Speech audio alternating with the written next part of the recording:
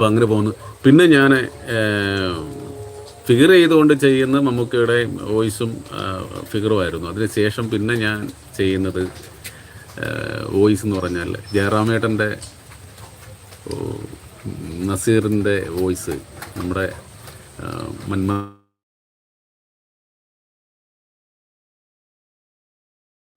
കേട്ടാണ്, കലാഭവൻ്റെ ഒക്കെ കേട്ടിട്ടാണ് ഞാൻ പറയുന്നത്. അങ്ങനെ വന്നപ്പോഴാണ് പിന്നെ ജയറാമേട്ടൻ പ്രേം നസീറിൻ്റെ വോയിസ് പറയുമ്പോൾ പിന്നീട് ജയറാമേട്ടൻ്റെ വോയിസും കൂടി എനിക്ക് പറയാൻ സാധിച്ചു എന്നുള്ളതാണ്. അങ്ങനെയാണ് അയ്യോ മാലു എന്താ നിന്റെ ഭാവം എടാന്ന ഇടപെടുന്ന കുളിച്ച് സ്വഭാവം വരും. സാക്ഷാൽ ദേവേന്ദ്രൻ്റെ അച്ഛൻ മുത്തുപെട്ടിരുന്നാലും ഞാൻ പേടിക്കില്ല. പിന്നല്ലേ നിൻ്റെ അച്ഛൻ കുഞ്ഞിക്കുറുപ്പ്.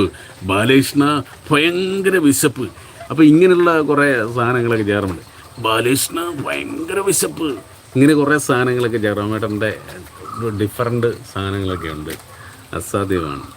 പിന്നെ പ്രേം നസീർ, പ്രിയമുള്ള സുഹൃത്തുക്കൾ, നിങ്ങളെയൊക്കെ കാണുമ്പോൾ ഞാനൊക്കെ കോരിത്തരിച്ചു പോയി.